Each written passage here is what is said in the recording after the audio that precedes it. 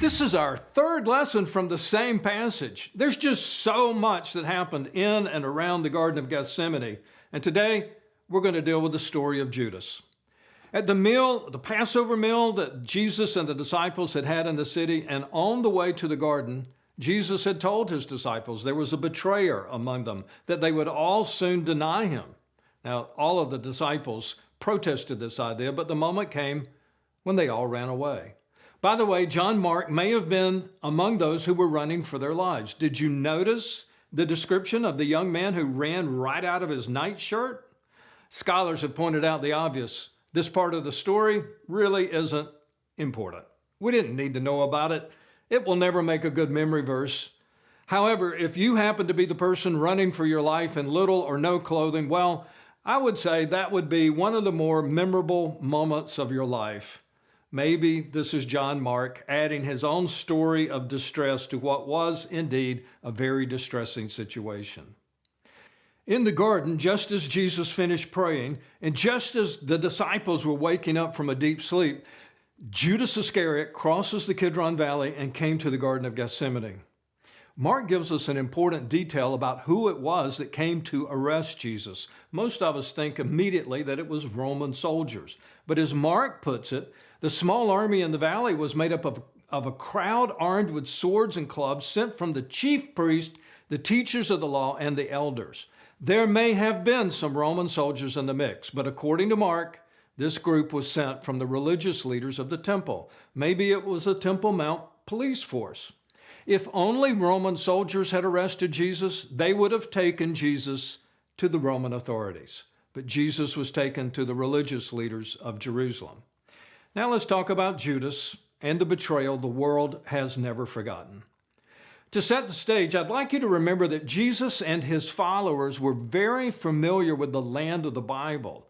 It's their backyard, so to speak. They knew of all the stories of key events that happened in different locations and all around Jerusalem. They were immersed in Scripture. They were saturated with the story of King David and the other kings of Judah. And one of those stories about David has an amazing parallel to this one. When David's son Absalom staged a coup and came into Jerusalem as king, David had to run for his life. The Bible says David crossed the Kidron Valley and went up the Mount of Olives. The plan was he would go to Jericho. He would cross the Jordan River. Once he did that, he and the large crowd that was with him would be safe. But while he was going up the Mount of Olives, weeping, David received some very troubling news. One of his trusted advisors, a man named Ahithophel, had switched sides. A man in his inner circle had betrayed David. It hurt David deeply. He wrote a song about it. Even my close friend, someone I trusted, one who shared my bread, has turned against me. If you'll remember, Jesus intentionally shared his bread with Judas while telling his disciples that a betrayer was in their midst. In time, the connection between Ahithophel and Judas would become much clearer. At the Garden of Gethsemane, just a few steps from where David heard about his betrayer, Judas betrayed Jesus with a kiss. This is a place and story connection. There are lots of these connections in the Bible.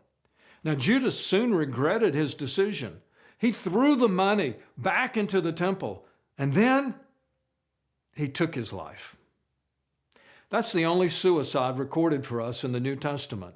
Judas hanged himself. In the Old Testament, there's only one suicide recorded for us that did not come on a field of battle. That suicide was Ahithophel. After Absalom rejected his counsel, Ahithophel realized that Absalom's efforts would fail. David's going to return. He had made the worst mistake of his life. So he put his house in order and hanged himself. I am never comfortable talking about suicide. I hate it. Someone once said suicide is a permanent decision for a temporary problem. All I know is that it leaves those of us who are left behind dealing with an enormous amount of pain. And if you have known that kind of pain, I am so sorry. I'm not sure we'll ever understand why Judas did all that he did. He had been with Jesus. He had seen miracles. He had been on mission trips. He appeared to be fully committed to Christ. But somewhere along the way, Judas changed. He made one poor decision after another, finally culminated in a kiss on a cheek that would be remembered forever. I want to show you something important. Jesus was taken to the western side of Jerusalem where he was crucified. Judas, if the tradition is correct, took his life on the southern side of the city in the Hinnom Valley. That makes sense. There's an abundance of water in that particular location. Large trees would have been able to grow there, and there are not that many trees in Jerusalem. But here's the reason I'm showing you this. At one point, Judas was at the temple. If he had wanted, and if he had hurried, he could have been outside the city walls and at the foot of the cross in 5 minutes, maybe less time than that. But instead of going to the cross, he went in the opposite direction. Every step took him further away from Jesus, who was at that moment dying for the sins of the world. Now, here's an intriguing question. Could Judas have been forgiven if he had only gone to Jesus and asked for grace? All of the other disciples found forgiveness for their actions, let's call them betrayals. A man who was in the process of being slowly executed for his crimes on a cross right next to Jesus found that Jesus had enough grace for him. But Judas? It's an irrelevant question. Judas never asked for forgiveness, so we will never know the answer. The relevant question deals with us. If we never ask for forgiveness, how can Jesus offer it? Another criminal on the other side of Jesus chose that path. He would not ask for forgiveness, and he found no grace. But you, me, oh, I want to go to the cross. For it's only there that we can find the grace that will cover all of our sin.